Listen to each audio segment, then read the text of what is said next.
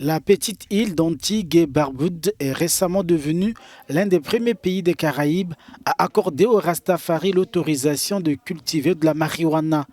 Difficile pour cette communauté de faire l'économie de sa satisfaction dans cette église. C'est en chant et danse que la bonne nouvelle est célébrée. Nous sommes désormais libres. Ainsi, dans notre église, le gouvernement nous donne les droits. Nos droits religieux, même si nous avons dit avant la licence, nous avons les droits religieux depuis des années. Maintenant que nous pouvons venir et planter n'importe quelle quantité de marijuana sur cette plantation, aucune police ne peut venir s'emparer d'une plante. Nous nous battons pour ces droits et nous les obtenons. Parmi ces droits figure l'accès à la marijuana considérée comme une nourriture et un lien avec Dieu.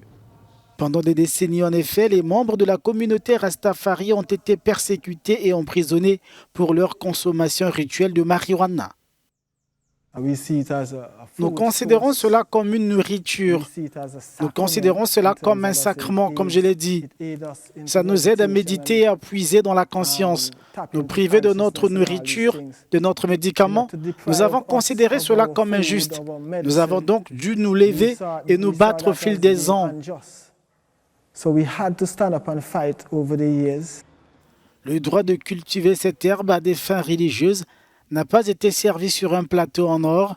Le changement est intervenu après que le gouvernement a dépénalisé le cannabis en 2018, puis l'a rendu légal pour un usage médicinal.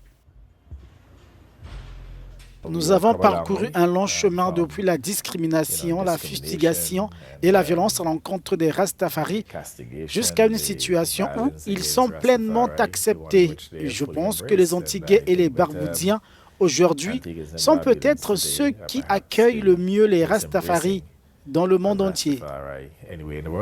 Cette petite nation d'environ 100 000 habitants est allée plus loin que les efforts régionaux déployés par des pays plus importants et espère donner l'exemple au niveau mondial.